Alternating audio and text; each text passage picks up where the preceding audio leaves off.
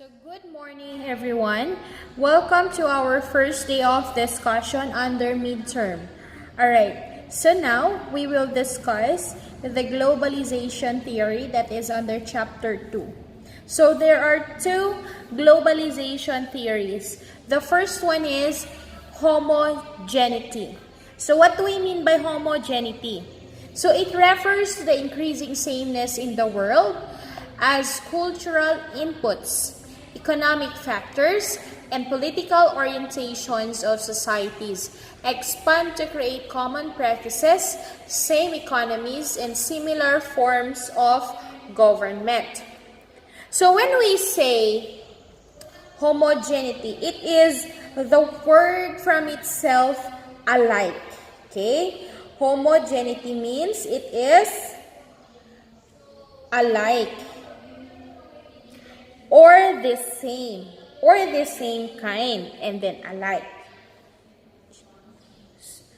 Okay, so to deepen our understanding in regards to homogeneity, which is alike or the same, as Ritzer's statement or Ritzer claimed that in general, the contemporary world is undergoing the process of McDonaldization. Yes, the world is facing under the process of McDonaldization. What do we mean by McDonaldization?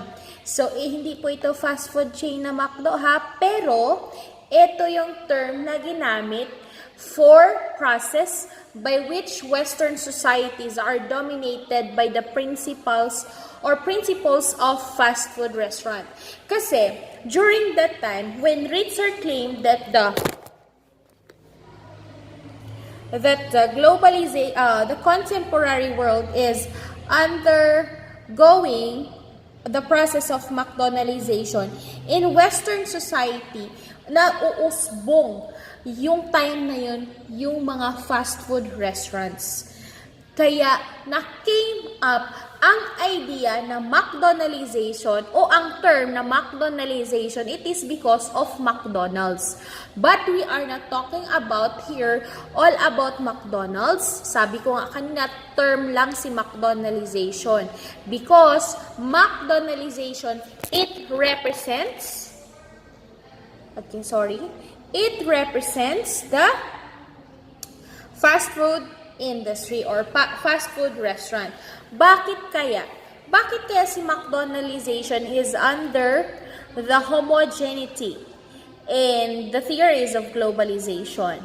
So, McDonaldization is also involves the global spread of rational systems such as efficiency, calculability, predictability, and control. So now we will tackle the efficiency, calculability, predictability, and control in order to understand what Ritzer's statement, or he claimed that the contemporary world is undergoing on a process of McDonaldization.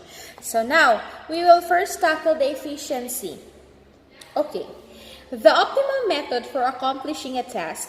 In this context, Ritzer has a very specific meaning of efficiency. For example, or in example of McDonald's customers, it is the fastest way to get from being hungry to being full. Efficiency in McDonaldization means that every aspect of organization is geared towards the minimization of time. So, ang efficiency, it means minimize of time. Okay? Another example under efficiency, the term that we used for McDonaldization, fast food restaurant. Kaya nga, fast food, fast, mabilis. So, when we talk about efficiency, is it efficient if tapos ka na sa klase mo ng 12 noon, kailangan mo pang umuwi sa bahay, magluto, mag-prepare, then kumain, at maghugas ng plato. Is it efficient? The answer is no. It is not efficient. Why? Kasi galing ka pa sa school. You have to prepare. You have to prepare before you eat. Now, if you eat on a fast food restaurant, especially, wag natin i-highlights masyado si McDo, no? Kasi siya na yung term na ni-use natin eh. So, especially when you are eating sa fast food restaurant, for example, Chowking, Jollibee, McDonald's, Greenwich, it is the fastest way to get full from being hungry na kumain ka na lang doon. Kasi, they are preparing your food na. So, naka-prepare na yung food, all you have to do is to eat and pay.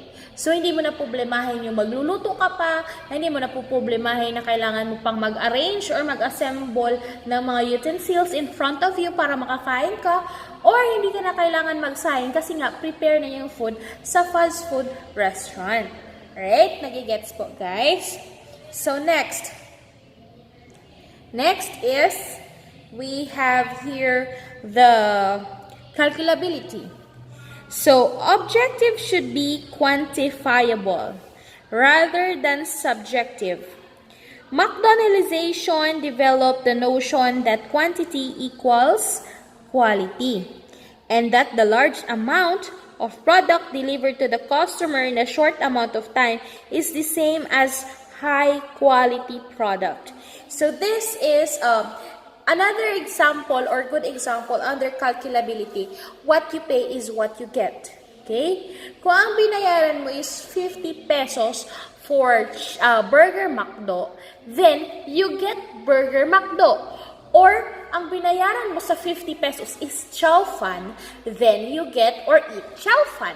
Hindi naman pwede na ang binayaran mo ay 50 pesos for McDo, for chow fan, pero ang nakuha mo is laureate.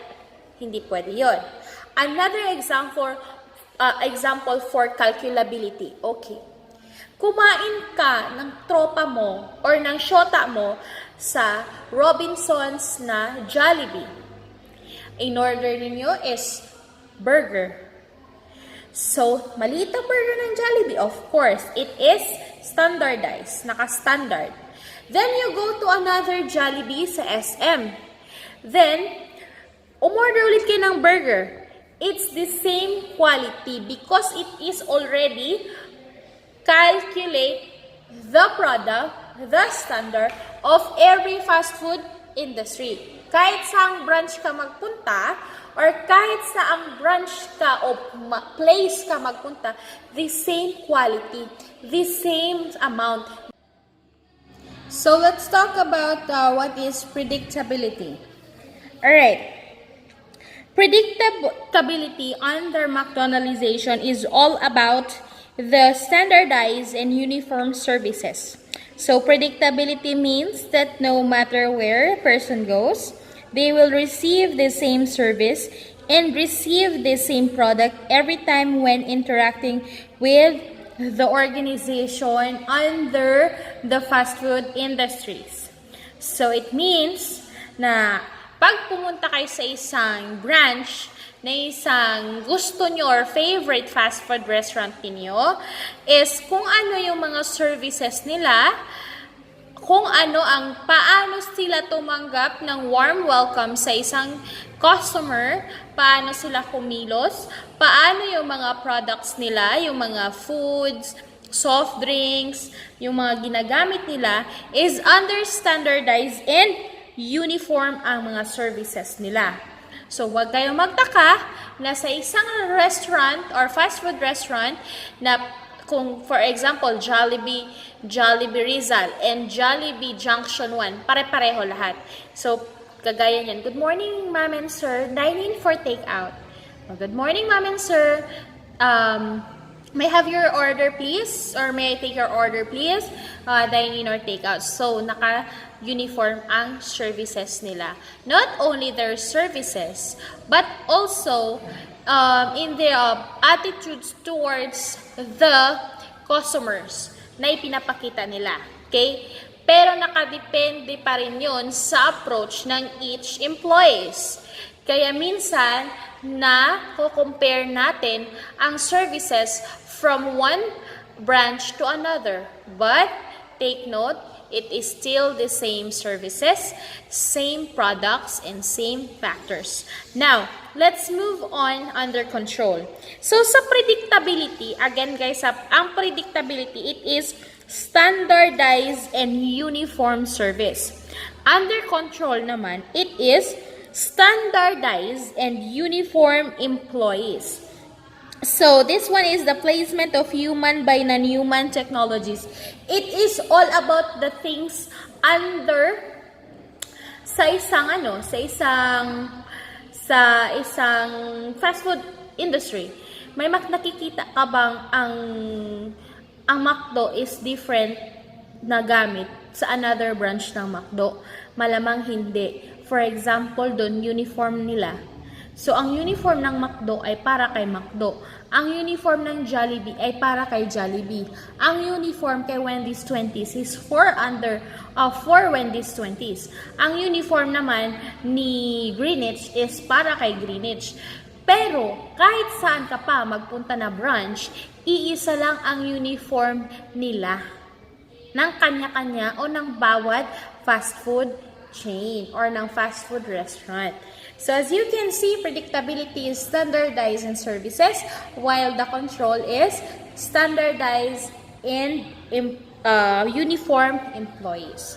Alright, so that's it for the McDonaldization under the McDonaldization. So, ano ang connection niya kay homogeneity? Of course, McDonaldization is about the sameness. It is about the alikeness. So whether you are in different branches of your favorite fast food restaurant, as you can see, it's still the same. Services, the uniform, the things, the technologies, and whatsoever it is, standardized and it is alike.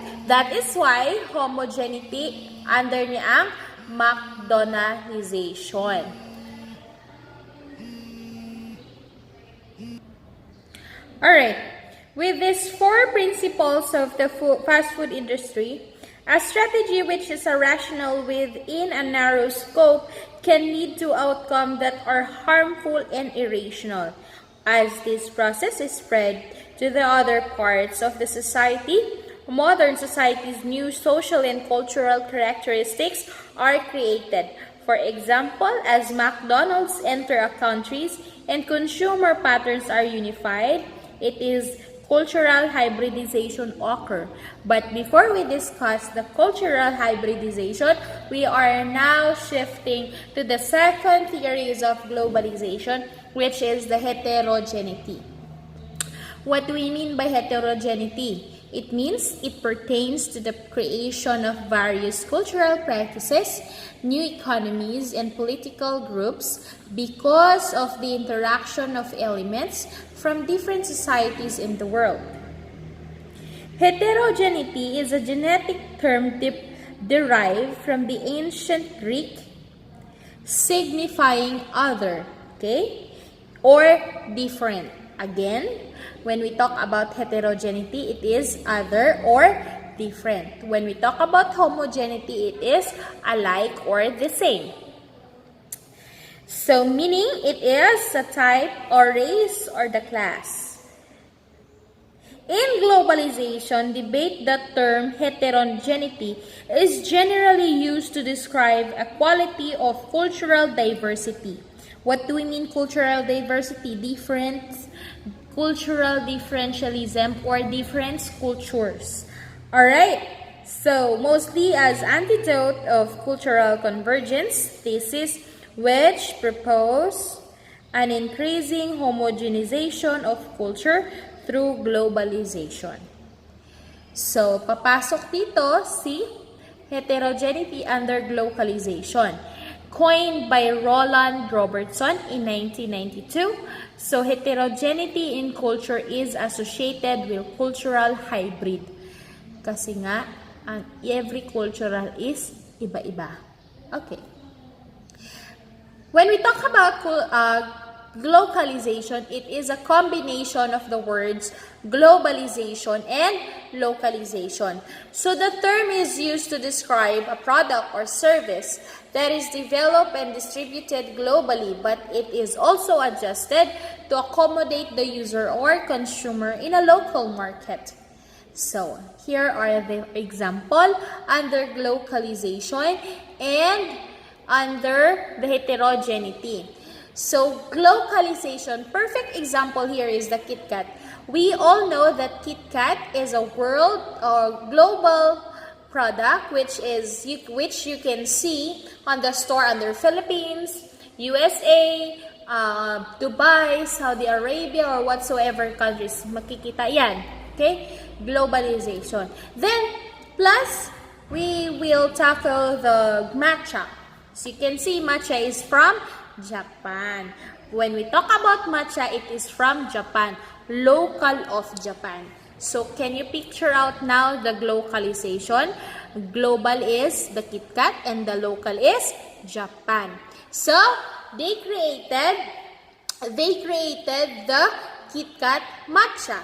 So first, on the first semester of the product Kit Kat matcha, sa Japan mo lang pa rin siya makikita. But now, Kit Kat matcha is now distributed globally. Can you picture out now, class? Okay. If you can picture it out, then here are the other products which is under the glocalization, which is coined by Roland Robertson in 1992. So, Coke, okay? Coke is globally, pero naglo-local pa rin naman si Coke. Kasi there are certain ingredients na doon mo lang din siya makikita. So, McDo. As you can see, McDo is globally competitive na fast food restaurant. But, inadapt nila ang mga local na products or locals na mga basic needs nila. For example, sa Dubai, bawal sila diba ng baboy or ng pork. So, inadapt ng McDonald's yung mga kailangan o kinakain lang ng mga tao sa mga Arab countries. Dubai, sa mga Muslim na mga countries. So, they adapt it. So, bawal ang pork, they adapt beef or lamb, yung meat ng sheep or ng chicken. Okay. Another is the Selecta. As you can see, Selecta, nakadepende yung produkto nila. Ice cream sila, pero ina-adapt nila ano ang mga rich na product. For example, here in Palawan, we are rich in kasui. Of course, the first class cashew nuts found here in Palawan. So, Selecta nakipag-team up sa Palawan na tipong, I have the ice cream, then you have the kasui. Then we will came up ice cream na kasui or ice cream with nuts na kasui. Okay? Can you already picture it out? So, guys, we will next discussion, we will tackle all about the cultural hybridization and cultural diversity and other under the concept of theories of globalization. So I hope you learned something from it today. I hope you stay safe, everyone. Have a great day ahead. Bye-bye.